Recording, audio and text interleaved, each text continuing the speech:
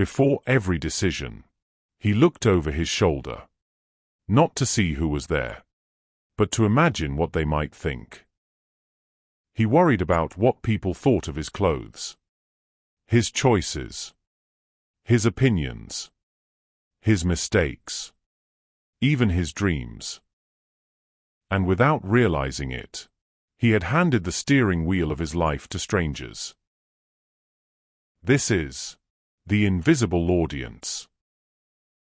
The most exhausting thing about his life wasn't his job. It wasn't his responsibilities. It wasn't even his problems. It was carrying people who weren't there. Every conversation replayed in his head. Every awkward moment. Every mistake. Every comment.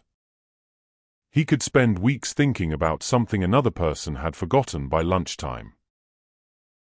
One Saturday afternoon, he found himself in a busy city square. Musicians played. Tourists wandered. Children laughed. Life moved around him. And near the center of the square sat an old violinist. The man noticed something strange. Some people stopped and listened. Some smiled. Some ignored him completely. A few even rolled their eyes and walked away. Yet the violinist never seemed bothered. He simply played. The man watched for a while. Then finally asked, "Doesn't it bother you?" The violinist looked up. "Bother me? The people who don't like your music." The old man laughed. "When I was young, one bad comment could ruin my week." The man nodded. That sounded familiar. The violinist smiled. "Now I can't even remember what those comments were." Silence. The violin music continued. Then the old man asked, "Tell me something. What were people thinking about this morning?" The man frowned. "I don't know." The violinist smiled.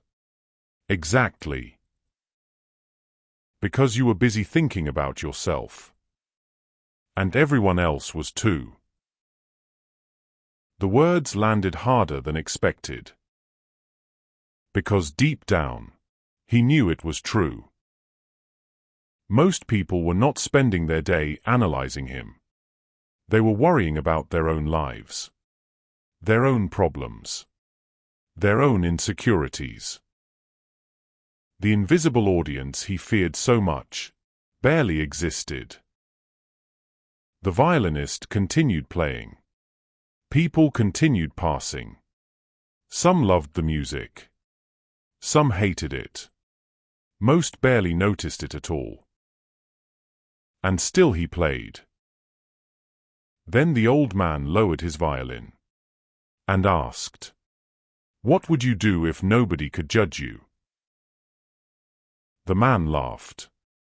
Then started answering. Travel. Write. Start a business. Speak more honestly. Wear what he liked. Take chances. Then he stopped. Because suddenly he realized something. He already knew what he wanted. He always had. He had simply spent years talking himself out of it. The violinist watched him quietly. Then said, "The things I regret most aren't the times people laughed. They're the times I listened." The city noise seemed to disappear. For years he had asked, "What will they think?" Before every decision, before every risk, before every opportunity. Yet he had never asked, "What do I think?" As Marcus Aurelius once reminded us, the opinion of 10,000 men is of no value if none of them know anything about the subject. And suddenly the prison became visible. It wasn't built from criticism. It wasn't built from judgment. It was built from imagination.